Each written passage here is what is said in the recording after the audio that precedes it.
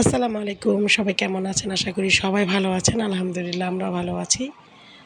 তো বেশ কিছুদিন যাবৎ প্রচণ্ড পরিমাণে ঠান্ডা।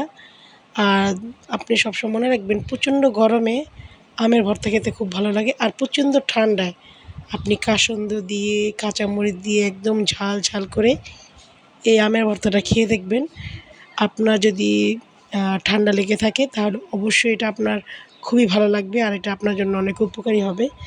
কারণ যখন আপনি এটা প্রচণ্ড পরিমাণে ঝাল দিয়ে বানিয়ে খাবেন, তো দেখবেন ঠান্ডা একদম পালাবে। তো আজকে আমি ২ টা আম ভর্তা বানিয়ে নিয়েছি প্রচণ্ড ঝাল দিয়ে।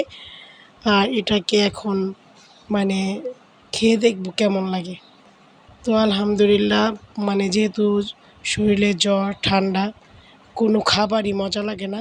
শুধু এই আমের ভর্তাটা এত ভালো লাগতেছে, যা বলে বোঝানো যাবে না। তো এই সিজনে প্রায় সবার বাসায় কম বেশি জ্বর ঠান্ডা রোগী আছে। সবাই এটা ট্রাই করে দেখতে পারেন।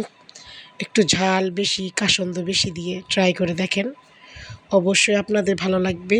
আর বেশি পরিমাণ কাসুন্দি দেওয়ার কারণে আপনাদের ঠান্ডাটাও কমবে। তো সবাই ট্রাই করবেন, যাদের বাসায় ঠান্ডার রোগী আছে তারা বেশি, বেশি করে ঝাল দিয়ে, কাসুন্দি দিয়ে আমের ভর্তাটা মেখে খেতে পারেন। সবার জন্য দোয়া রইল।